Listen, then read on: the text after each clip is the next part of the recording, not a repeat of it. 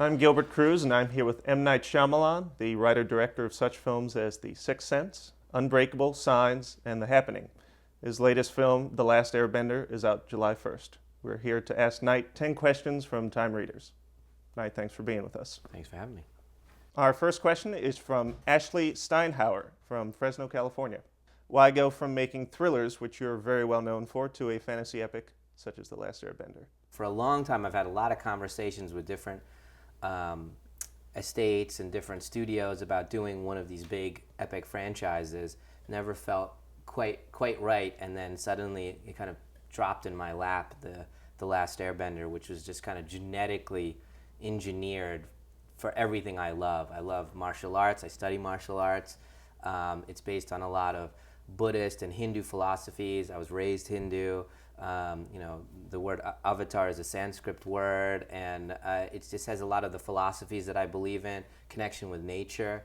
It has a very deep kind of Shakespearean line to it, and I'm a big Shakespeare buff, and so it's just like everything that I would want in one piece, and an opportunity to do CGI in not a gratuitous way, but as an extension of emotion and character. So it was really kind of something I'd been looking for 10 years, and it just happened.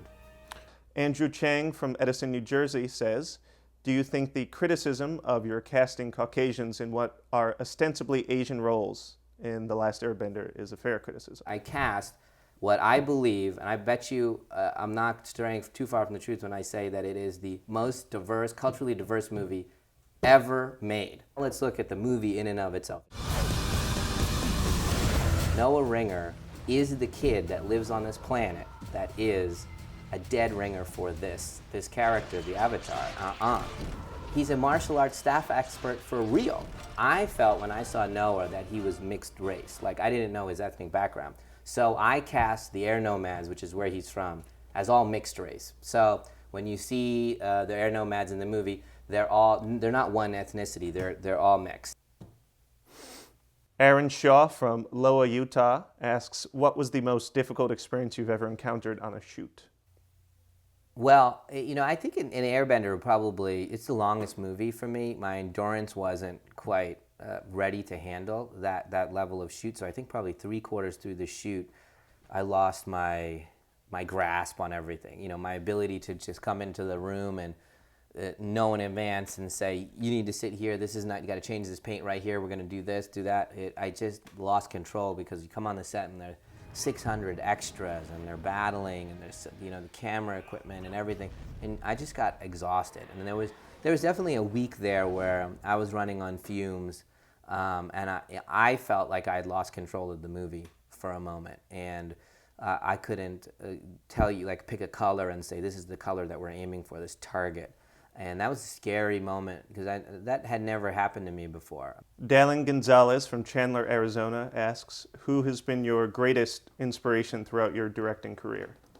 Definitely Spielberg, I think, in terms of, I was, 10 years old, 12 years old when E.T. came out and Raiders of the Lost Ark. And I was slam dunk. I was the kid that went to the theater, bought the ticket, and my jaw dropped.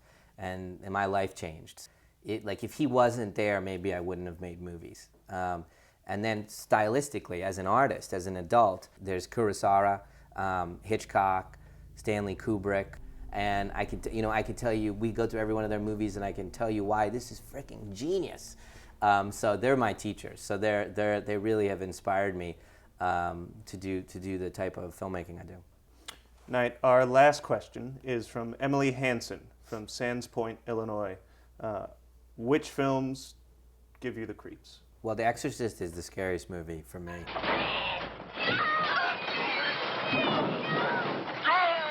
It was the perfect storm, The Exorcist, of the filmmaking that was going on, very naturalistic, documentary-style filmmaking. Friedkin really, took his time and did it very, over a year. The subject matter in the book obviously go a lot to telling you this, but that this was on the verge of plausible, and they never once said this was entertainment. This was, like a documentary of what was happening to this little girl in this room in Georgetown. And I totally get, I wasn't there at the time, but I totally get what it was like for people to have heart attacks in the movie theater watching this movie. It just felt dead on real, like you were watching the existence of the devil. Knight, this has been wonderful. Thank you so much for Hey, taking thanks, man. questions from Time Magazine readers. Thanks a lot.